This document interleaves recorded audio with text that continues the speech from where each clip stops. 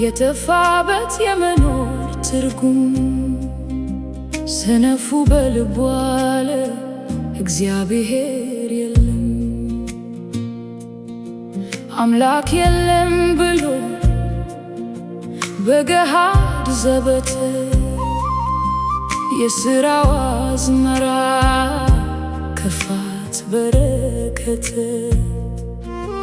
ሕዝቤን እንደማር የሚበሉ የጌታንም ስም የማይጠሩ የክፋት አገልጋዮች የሚጋግሩ ትፋት ልቦናቸው ጠፍቶ ማስተዋል የላቸውም።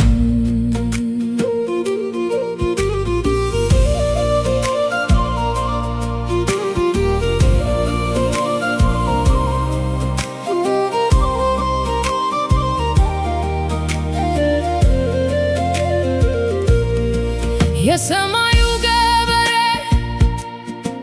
የብርሃናት ባለቤት እርሻውንም አየ ከዙፋን ሰማያት ማስተዋልን የታደለ የሚፈልግ ፈጣሪውን የጥበብን ጤዛ የሚጠማ ሰው ይገኝ ይሆን? እነሆ በድንገት ተንቀጠቀጡ፣ በፍርሃት ጽዋ ተገርፈው ተገቱ። በቅኖች ቤት ተገኝቷልና እግዚአብሔር ክንዱ ጥላ ሆኗል ለጻድቃን ማኅበር። አቤቱ በድንኳን ውስጥ ማን ያድራል? በተቀደሰውስ ተራራ ማን ይኖራል?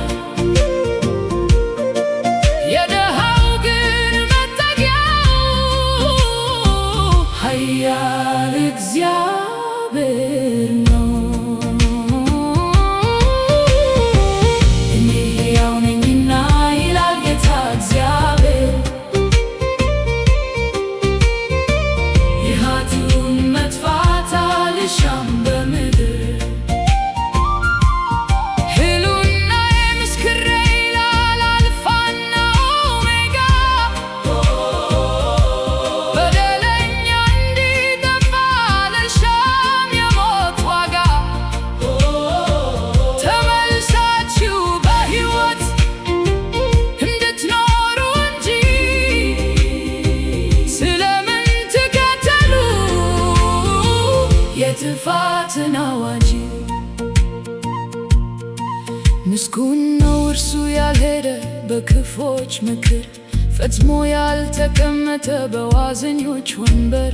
ነገር ግን ደስታው በእግዚአብሔር ሕግ ነው፣ በቀንና በሌሊት ቃሉን የሚያስበው። እንደ ዛፍ ይሆናል በውኃ ዳር እንዳለች ፍሬዋን በወቅቱ ለዓለም የለገሰች፣ ለምልማ የምትኖር ትጠላ ሳይረግፍ።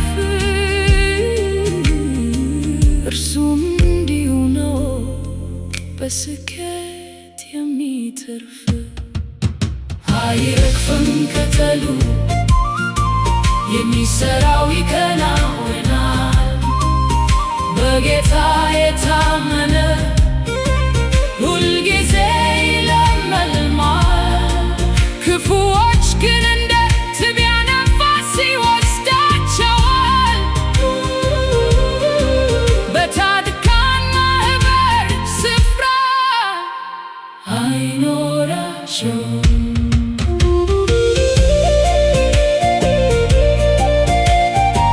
ለእግዚአብሔር በፍርሃት ተገዙ፣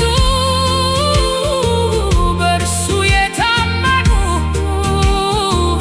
ሁሉ ምስጉን ናቸው፣ ምስጉን ናቸው፣ ምስጉን ናቸው።